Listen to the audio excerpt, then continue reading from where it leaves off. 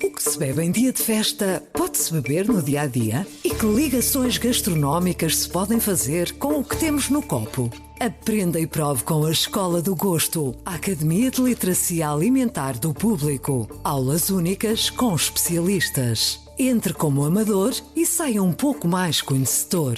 Não perca a próxima aula, a 18 de novembro, no Porto. Os lugares são limitados. Inscreva-se já em público.pt. Este é o Poder Público, a semana em debate pela secção de Política do Público. Viva! Estamos a gravar a 15 de maio de 2020 e este é o Poder Público. Eu sou Helena Pereira, comigo está a Ana Sá Lopes. Olá. A São José Almeida. Olá. Olá. E a Sónia Sapaz. Viva! Esta semana, Mário Centeno esteve com 2 pés fora do governo, acabou por ficar apenas com um. No meio ainda da crise da pandemia, eis que uma crise política surpreende o país. Reunião de emergência em São Bento, almoço de emergência em Belém, a mini-crise por causa do novo banco, de tudo. E teve os mais altos protagonistas da nação. O Presidente da República, o Primeiro-Ministro e o Ministro das Finanças, que é também Presidente do Eurogrupo. Pelo meio, António Costa deu o apoio do PS a uma recandidatura presidencial de Marcelo Rebelo de Sousa. Um ato político histórico que é passando despercebido, mas que merece também ser discutido. Começando pelo governo, Ana, quem se sai pior desta mini-crise? António Costa ou Mário Centeno?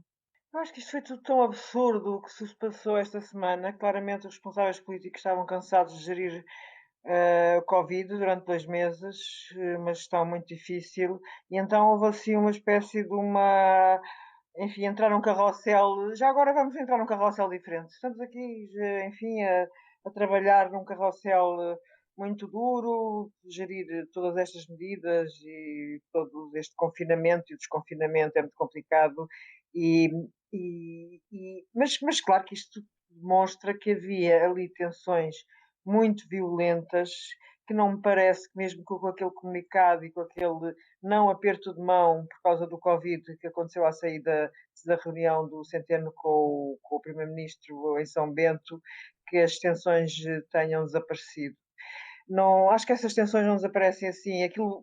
O que me pareceu claramente é que há ali uma tensão já muito clara, muito instalada entre o Primeiro-Ministro e o Ministro das Finanças. Antiga, que já vem atrás? Tem que vir de trás, porque estas coisas não acontecem num dia. Não, provavelmente Costa, em algum momento desta história, fartou-se de Mário Centeno. Nós não sabemos quando, ainda, penso eu. Mas fartou-se. E isto às vezes, isto é como aos divórcios. As coisas às vezes acontecem um ano antes do divórcio se consumar.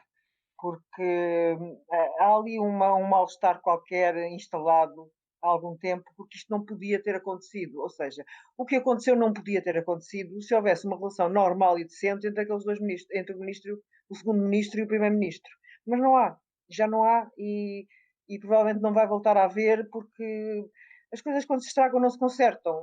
Em política nós já vimos estas coisas muitas vezes para percebermos que raramente conseguimos consertar uma coisa que já está estragada e aí eu acho que a política de facto é como aos casamentos. Realmente raras vezes se consegue consertar alguma coisa quando a coisa atingiu o que nós assistimos, a imagem pública que o governo deu foi de um bando de desaustinados.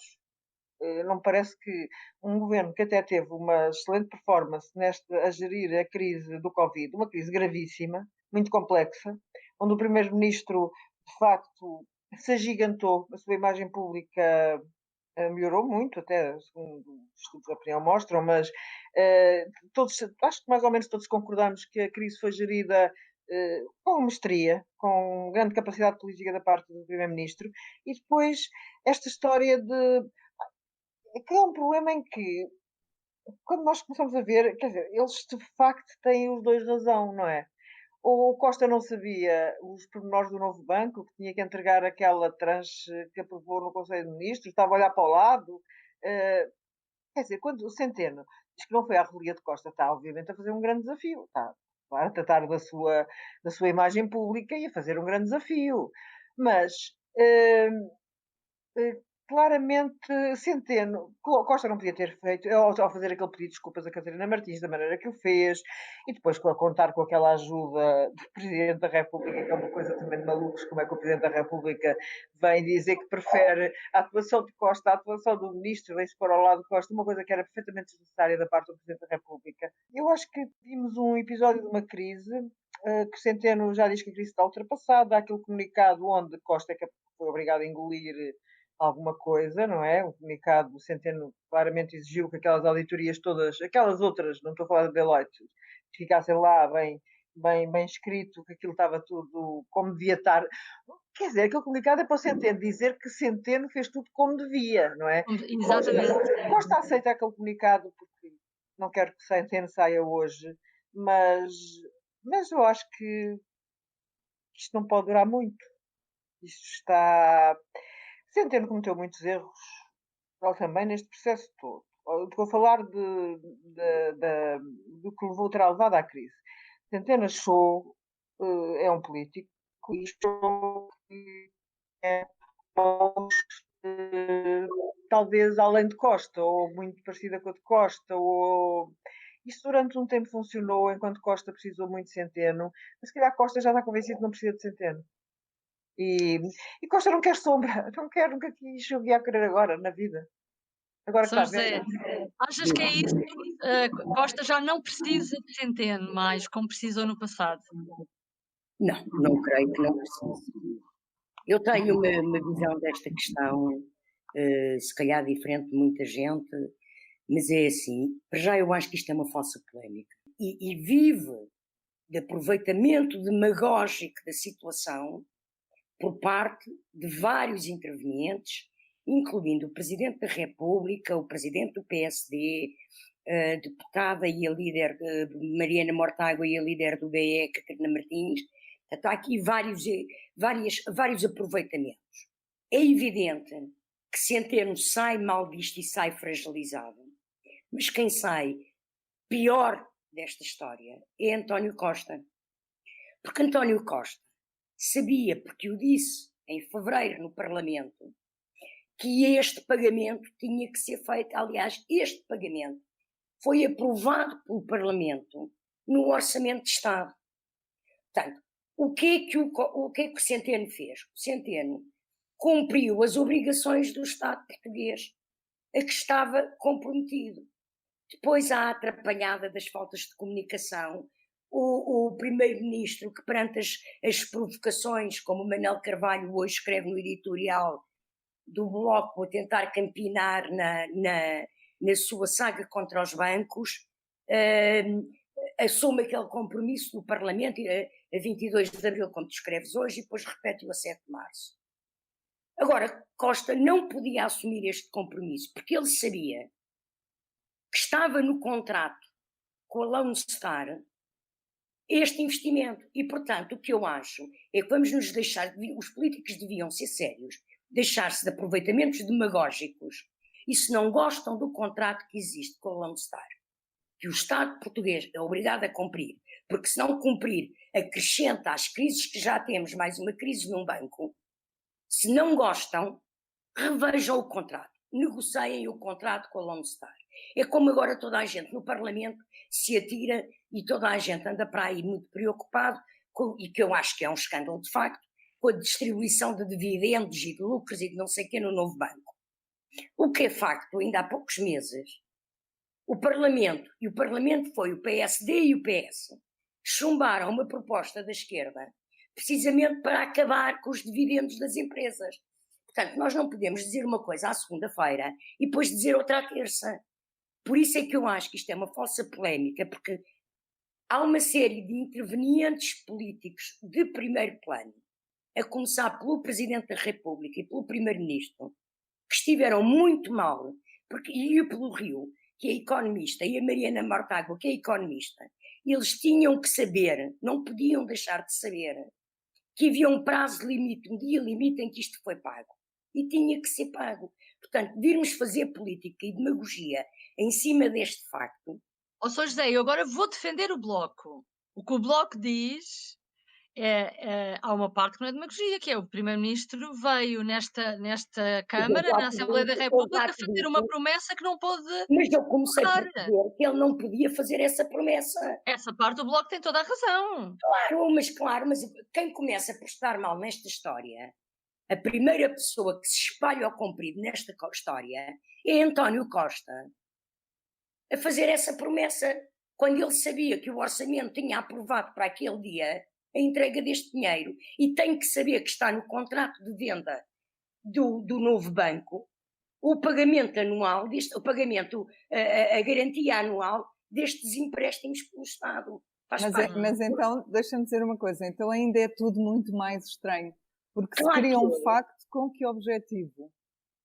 Demitir o ministro que na verdade se aceita que Eu acho que o Costa se espalhou ao comprido sem dar porque estava a espalhar-se, que é mais grave ainda que isso. Mas o Marcelo teve ali ao lado.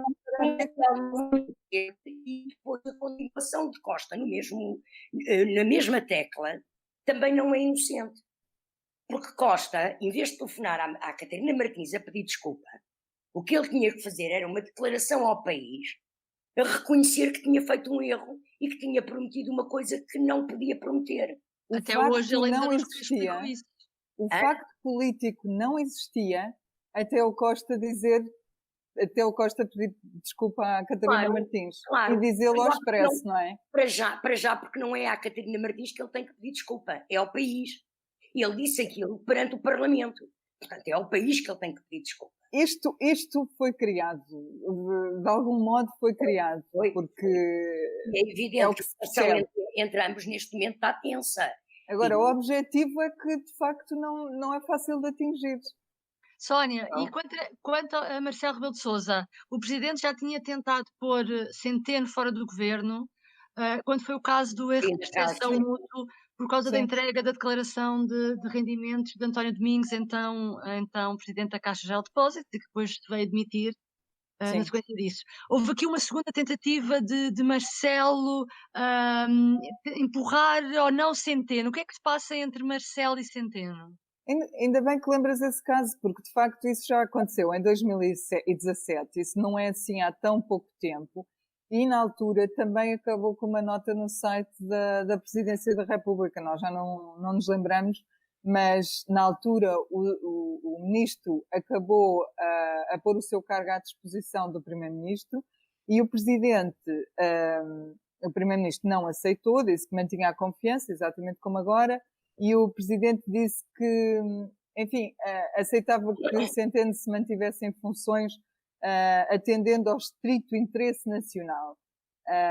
Portanto, não há dúvida de que esta disputa com o Centeno é antiga. Para mim não há dúvida. Tem pelo menos 2 anos e não nasceu agora, nem nasceu com este caso do novo banco. Na altura tinha a ver com esse tal erro de percepção, que era uma alteração ao estatuto do gestor público que tinha sido aprovada à medida da administração da Caixa para não terem de entregar as declarações de rendimentos ao Tribunal Constitucional. O Marcelo e Centeno não estavam exatamente do mesmo lado, percebeu-se, e tudo acabou em águas de bacalhau. O que é engraçado é que na altura Marcelo diz que, atendendo ao estrito interesse nacional, aceitava que o ministro ficasse em funções. E agora o que parece ter desaparecido é esse estrito interesse nacional. De repente Centeno passa de bestial a besta. Já é dispensável. E eu acho sempre extraordinário quando estas coisas acontecem assim, com esta rapidez.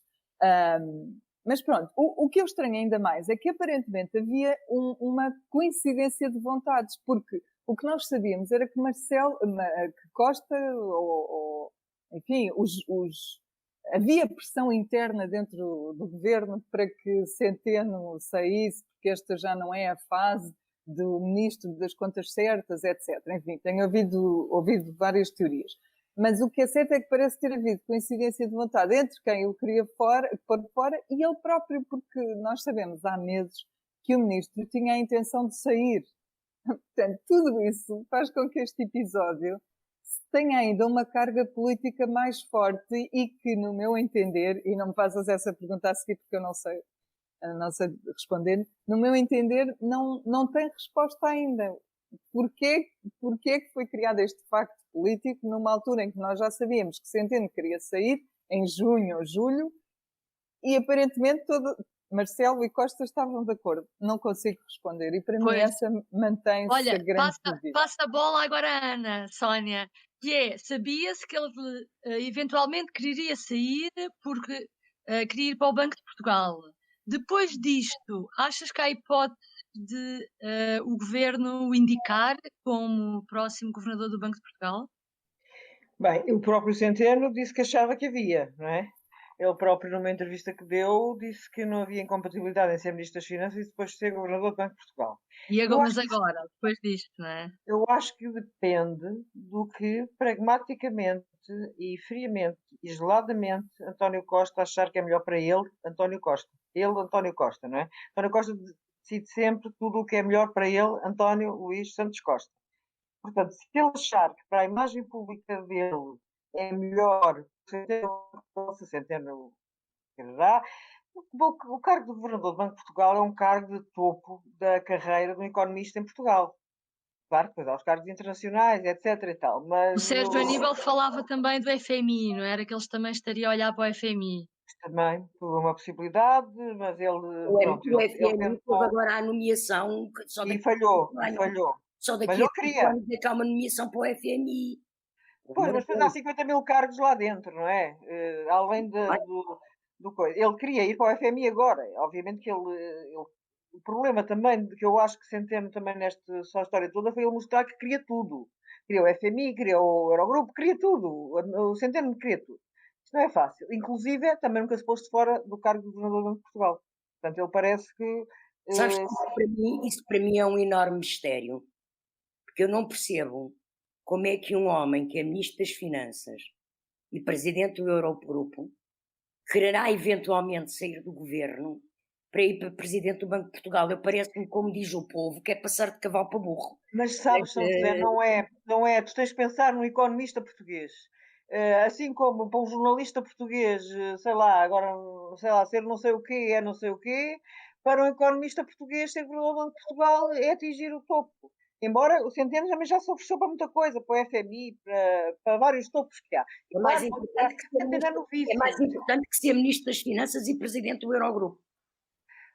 Acho isso completamente absurdo. Para mim é absurdo. Eu entendo que para ti seja absurdo, mas dentro Mas julgo que para os economistas o Eurogrupo, ele está atrás do Eurogrupo, governador do que os ministros, do que os políticos. Ai, dá menos trabalho, sim, para o Banco de Portugal, apesar de tudo. Quer dizer, isso também às vezes conta nas balanças pessoais. E é mais bem remunerado. Caramba. Bem, ainda não vamos falar nisso, Sónia. Bora falar nisso? Pronto, ganhou o mesmo que o presidente do Banco Central Alemão. Isso é fantástico. É o único cargo português mais, acho eu, assim, público, com uma remuneração fora de série. Bem, eu acho que ele pode querer isso também e acho que Costa o nomeará se não quiser matar. Se Costa quiser continuar a manter uma relação boa com Mário Centeno, tão boa como... tão boa, quer dizer, a relação já não está boa como nós sabemos. Há aquele tipo, a relação publicamente boa, como vimos naquela levada quando ele levou o Centeno ao carro, aquelas imagens de São Bento que são muito divertidas da reunião da noite. Portanto, se ele quiser continuar a fazer aquelas imagens no maior para o Banco de Portugal. Se não quiser e quiser ser vingativo, duro, que ele também é capaz de ser, não é? Portanto, eu acho que aí depende muito de qual é o mood de António Costa. Não tenho uma resposta a essa pergunta. Deixa-me só acrescentar uma questão que também ajuda a compor a resposta a isso, que é, já na sequência desta questiúncula, o Paulo Rangel, o eurodeputado do PSD, disse que agora achava que Mário Centeno não tinha idoneidade para ser governador do Banco de Portugal. Eu não sei como é que as coisas costumam ser definidas para o Banco de Portugal, se há a regra de consultar o PSD, se é um nome, enfim, consensual entre os dois partidos, mas o PSD não se tem colocado muito à defesa de Mário Centeno, não tem defendido Mário Centeno, e esta declaração do Paulo Rangel é um indício de que a coisa não vai ser fácil como teria sido há 2 meses. Pois. São José, e para o Terreiro do Paço, abre-se agora uma vaga, em breve, para o lugar de Ministro das Finanças. Eu recordo só que Mourinho Félix, que também é muito elogiado e faz parte daquela equipa como podendo vir a ser seu sucessor, nesta questão do novo banco, esteve sempre ao lado de Centeno e disse sempre aquilo que Centeno disse, que tinha que ser pago, tinha que ser passado o cheque dos 750 milhões ao novo banco. O que é que te parece? Que hipóteses é que se poderão colocar em cima da mesa? Bom, eu começo por dizer que Mourinho Félix esteve sempre ao lado de Mário Centeno desde 2015, desde que entrou para secretário de Estado. Portanto, isso também é uma falsa questão. Aquela equipa, não é? Sendo secretário de Estado dele, não é? Pronto. aquela equipa é muito coesa, atenção. É. Eu não sei se alguém daquela equipa ficará no caso do ministro sair. Agora, eu, pronto, mais uma vez vou discordar do discurso geral sobre o assunto. Eu não tenho a certeza que Mário Centeno vá sair do governo. Eu não tenho a certeza se António Costa pode dispensar Mário Centeno com a situação económica e financeira e orçamental que o país vai viver como consequência da pandemia e que já está a viver. Por muitos planos que Mário Centeno tenha feito e tenha desejado, eu não esqueço e lembro que no início da pandemia houve um encontro antes do professor Marcelo Rebelo de Sousa, Presidente da República, aprovar o Orçamento de Estado, chamou o Dr. Mário Centeno a Belém, conversaram, depois é que aprovou o Orçamento de Estado. E Mário Centeno saiu lá de dentro a chamar folhetim à história das notícias sobre a sua demissão e assumiu publicamente o compromisso de gerir as finanças do Estado português e ser Ministro das Finanças até ao fim desta crise. Portanto, eu não sei qual é o crédito que Mário Centeno quer ter para ser Governador do Banco de Portugal ou ter qualquer outro cargo público em Portugal, se de repente agora abandonar o barco. Ele assumiu um compromisso público à porta, à saída de uma audiência com o Presidente da República, destratou as notícias e os jornalistas que noticiaram a sua eventual saída durante um ano, e ele deixou alimentar isso durante um ano, agravando a situação até na entrevista que a Ana falou ao Expresso. E, portanto, não vejo como é que há espaço sequer para ele agora poder sair e continuar a ter credibilidade pública, o que isto é uma coisa, de facto, que é o azar dos távoras. Porque um homem que tem o currículo, a obra e o prestígio que ele tem em Portugal como Ministro das Finanças, de repente pode ficar em absoluto descrédito. Quanto a quem vai ser o próximo Ministro se o Dr. Mário Centeno, de facto, sair do governo? Não faço a mais pálida ideia, mas eu também não sei o número da sorte grande, nem o número do Totoloto. Fazer uma aposta? Posso fazer o número do Totoloto? Posso? Deixa-me apostar. Diz. Pedro Cisa Vieira. Pedro Cisa Vieira. Pedro Cisa Vieira. Porque vamos ter outra vez um Joaquim Pinamora, que é Ministro de tudo. Pedro Cisa Vieira. Uma aposta, não tenho informação. Se tivesse a notícia, escrevia no jornal, não é? Eu não faço apostas. Faço uma aposta. Eu não faço apostas. Olha, mas fica aqui combinado que... Aliás, acho que no PS há o precedente, no tempo do Guterres ter feito isso com Pinamora, e foi uma desgraça. Não sei se lembram, mas pronto, eu lembro-me disso. Sim, mas as tragédias têm uma tendência a repetir-se. Há ali um certo impulso, estás a ver? Um impulso da polis para repetir tragédias. Não sei se será uma tragédia neste caso concreto, não sei. É um amigo íntimo de António Costa há muitos anos. Claramente emergiu politicamente nesta crise do Covid. Costa queria há muito tempo pô-lo no governo, demorou algum tempo a conseguir fazê-lo, mas claramente é um dos homens que a conseguir que ele aceitasse. Pronto, isso. Mas eu acho que se houvesse uma vaga na economia, se calhar não seria Mourinho, Félix, mas... Nas finanças. Perdão, nas finanças. Depois passa a haver uma vaga na economia, que é o cargo que Pedro Nuno Santos queria, mas que se calhar também não lhe é dado porque é capaz de ser bom demais. Bom Certo, demais bem, o cargo. pronto, passei Ana, o bom meu demais momento o cargo. especulativo. O meu momento especulativo passou. E com Olha, tudo isto, a diga. conclusão a que eu chego é que António Costa consegue, enfim, desvalorizar os seus potenciais adversários, como é o caso de, eventualmente, Mário Centeno ou Pedro Nuno Santos, que têm Tens toda a estado... razão, Sónia, mas tem isso estado- Costa nasceu para isso. Pois, António Costa nasceu para isso. E não É te porque está esqueças lá que- ali. E não te esqueças que António Costa continua refém da gestão financeira de Mário Centeno. Eu escrevi já há muitos anos e continuo a considerar isso. António Costa tem sido o primeiro-ministro que tem sido, porque tem Mário Centeno com ele. Se Mário Centeno sair do governo, o governo de António Costa fica brutalmente fragilizado perante o país. O país tem uma admiração e uma confiança em Mário Centeno que não é esta história do novo banco que vai abalar. As pessoas sabem o que foi a crise de 2011 e sabem o que passaram e sabem como estão hoje. Ou estavam no final do ano passado com os Vamos estar muito pior. E, portanto, no momento, com a gravidade com que vivemos, eu não acho que seja dispensável Mário Centeno. Mas isto é a minha opinião. Os números do Instituto Nacional de Estatística só pronunciam a tragédia, não é? Bom, veremos. Entretanto, houve um anúncio, quebrou-se um tabu. António Costa deu apoio, desafiou Marcelo Rebelo de Sousa a candidatar-se, oferecendo-lhe o apoio do PS. Sónia, já estávamos isto era expectável ou não? olha, para mim não é propriamente uma surpresa, porque eu lembro-me que a nossa São José escreveu para aí há qualquer coisa como um ano.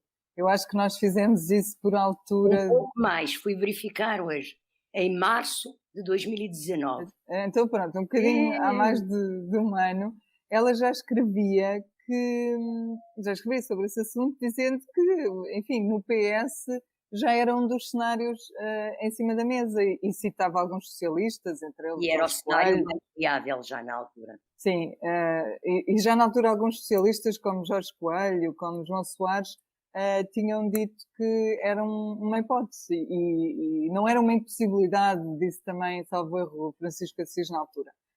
Entretanto, as coisas mudaram um bocadinho, houve a possibilidade de surgir uma nova candidatura na área do PS, mas entretanto também o Santos Silva disse aquela frase que indica que disse antes deste apoio, uma frase que já indicava que qualquer coisa podia acontecer, que era que as personalidades deles, os dois, do PM e do PR, eram muito coincidentes, ou coincidiam harmoniosamente, uma coisa assim desse género. Portanto, não, acho que havia sinais de que isto podia ser um cenário. Ana, a crise veio unir ainda mais Marcelo e Costa, esta harmonia de que a Sónia estava a citar, por exemplo, viu-se neste caso da crise de Centeno, não é? Sim, eu acho que sim, acho Portanto, completamente. estão feitos um para o outro, pergunto eu. Sim, são, é um made in heaven, é um casamento made in heaven, de facto. Embora nós sabemos que eles têm, quer dizer, têm discussões, quer dizer, não acredito que as discussões aconteçam, mas que têm divergências, mas um precisa do outro. Eu acho que um precisa do outro e vivem na... Marcelo precisa desesperadamente de Costa porque não há direita. A direita entrou num processo de encolhimento muito complexo e Costa está a apanhar a esquerda, a apanhar o eleitorado socialista, a apanhar o centro, está a apanhar, pelo menos é o que dizem as sondagens. O CDS está em desaparecimento, temos o tenebroso, perigosíssimo processo de ascensão de uma extrema-direita perigosa em Portugal. E depois temos o PSD, que continua mais ou menos na mesma, que não ata nem desata, dentro daquela linha dos 20 e tal. Portanto, o Marcelo precisa muito de Costa, precisa mesmo muito daquele apoio. E Costa... E Costa, como tu escreveste esta semana, está a fazer também o seu próprio caminho rumo ao Palácio de Belém. Eu acho que sim, eu acho que ele é o candidato natural do PS. Há vários anos que está a fazer esse caminho. Certo, exatamente. Eu acho que Costa é daquelas pessoas que tinham uma ideia sobre o seu próprio futuro que tem ainda conseguido cumprir aos poucos. Foi primeiro-ministro, está a ser primeiro-ministro, está a fazer o segundo mandato de primeiro-ministro, uma situação difícil. Teve momentos tenebrosos de governo e nós todos lembramos-nos, o que mais escandaloso foram os incêndios. E agora aprendeu claramente a lição, está a ser um excelente primeiro-ministro a liderar com a pandemia. Vamos esquecer agora este episódio burlesco, onde realmente ele esteve muito mal, e tiveram mais ou menos todos muito mal, mas, eu acho que ele tem todas as qualidades. Quando Marcelo cumprir o segundo mandato, estamos a falar de muita futurologia, que é sempre arriscado, não é? Nunca há certezas na vida, mas se não houver nada de caminho, se não acontecer nada de extraordinário, Costa, assim como Jorge Sampaio foi. Jorge Sampaio nunca foi primeiro-ministro, mas foi o candidato presidencial do PS, foi presidente da República. Penso que nada obsta que Costa seja de facto o candidato do PS em 2026. Não estou a ver aparecer nenhum socialista, que venha desafiá-lo ou que venha contrariar isso, e nessa altura já será o tempo da esquerda, ou pelo menos o tempo de uma esquerda centrista, que António Costa protagonizou nestes anos, Sónia, apesar de ter sido o primeiro a fazer uma aliança à direita. Mas Costa tem este lado de, como é que se diz, satisfaz vários eleitorados. Sónia, e o apoio do PS a Marcelo está a ser bem recebido no partido? Ana Gomes é uma carta agora fora do baralho ou ainda pode vir aí alguma contestação a este anúncio do Costa?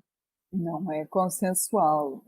O que nós temos visto é que precisamente as personalidades mais próximas de Ana Gomes não ficaram totalmente contentes, mas também já tentámos que algumas falassem sobre isso e elas não quiseram falar. Mas não vai ser, o PS não vai ficar todo encantado com essa possibilidade, não acredito nisso. Dom José. Quer dizer, eu não sei se Ana Gomes é uma carta fora do baralho.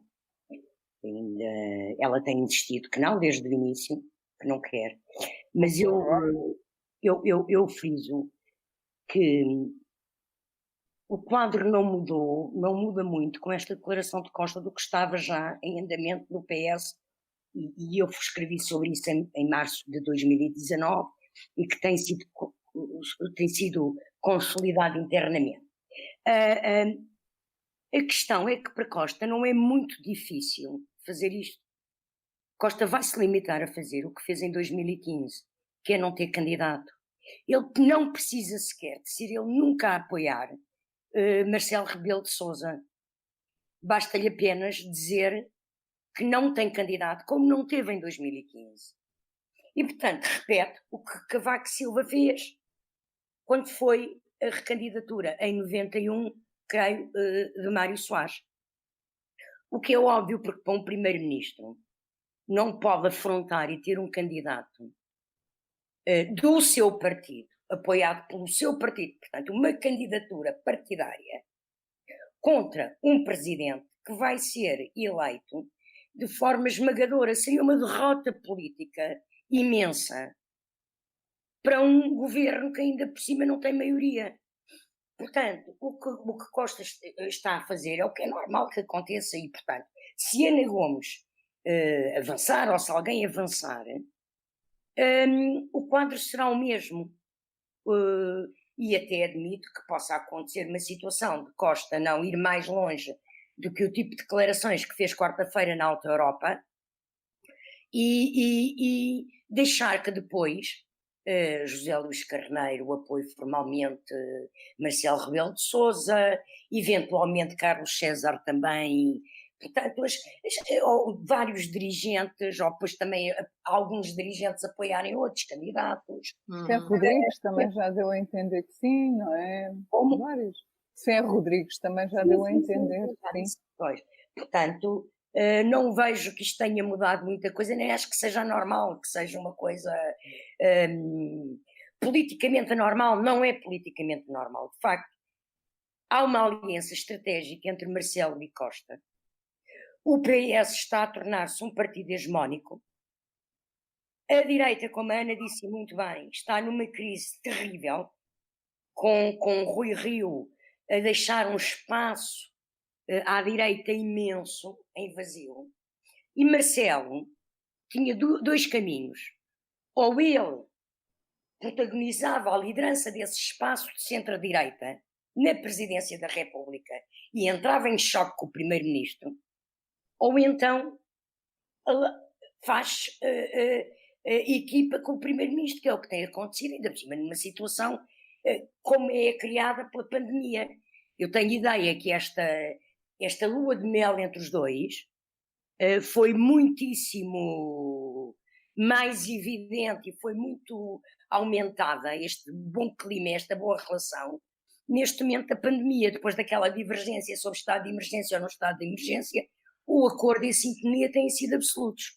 Não há sintonia, foi a questão da lei da nacionalidade. São José, que tu escreveste sobre isso e que as últimas alterações à lei da nacionalidade apresentadas pelo PS estão a ser contestadas pelo próprio PS. Isto tem a ver com as alterações à concessão de nacionalidade a judeus sefarditas e também às condições em que os filhos de imigrantes podem nascer em Portugal. Queres explicar? Posso explicar? É assim, a nacionalidade não é a judeus sefarditas, é a descendentes de judeus sefarditas, ou seja, de judeus expulsos no século XV e XVI de Portugal, que se espalharam pelo mundo. Os seus descendentes, muitos deles, podem ser muçulmanos, católicos, ateus, não são judeus. Alguns poderão ser judeus, mas muitos poderão já não ser judeus. Portanto, trata-se de descendentes de sefarditas, que são os judeus expulsos da Península Ibérica pela Inquisição. Esta lei, eu acho que portanto, alterações à lei da nacionalidade foram aprovadas no final do ano passado por projeto de lei do PCP e do PAN, para retirar e facilitar a concessão da nacionalidade portuguesa aos imigrantes. Não mexiam na questão dos sefarditas. Já em comissão, o PS propôs alterações que mexem nisto e que mexem também na nacionalidade. E travaram as duas coisas, ou seja, a abertura total de legalização de imigrantes que o PCP propunha e o PAN, o PS vem manter os 5 anos de legalização e o domínio do português para poder um imigrante poder ter nacionalidade portuguesa. O que o PS faz é dar a nacionalidade portuguesa aos filhos que nasçam em Portugal, não é aos filhos anteriores, aos filhos que nasçam em Portugal, de imigrantes, de um casal de imigrantes, que viva pelo menos há um ano em Portugal, adotando o que é o conceito de imigrante da ONU. Agora, os pais não recebem a nacionalidade, têm que continuar a esperar os 5 anos. Pronto. Em relação aos sefarditas, travam também, porque o que existe hoje em dia é um regime de venda internacional de passaportes portugueses que dão acesso a entrar na União Europeia e que dão acesso a entrar sem visto nos Estados Unidos. E há um negócio internacional montado. Isto não é barato, porque o que é que um descendente de um sefardita tem que fazer? Tem que fazer uma árvore genealógica, que em Portugal custa pelo menos 1.500 euros, provavelmente lá fora é mais caro, para provar que descende de alguém que há 500 anos foi expulso de Portugal, certo? Depois, tem que pedir à comunidade israelita de Lisboa, à comunidade israelita do Porto, um certificado que reconhece essa árvore genealógica. Ora, tanto quanto eu investiguei, esses certificados estão na ordem dos 500 euros. Depois, tens mais uma série de processamentos internacionais de transcrição de documentos, tradução de documentos, etc. E pagaram um advogado internacional, que há firmas internacionais que estão a tratar destes processos.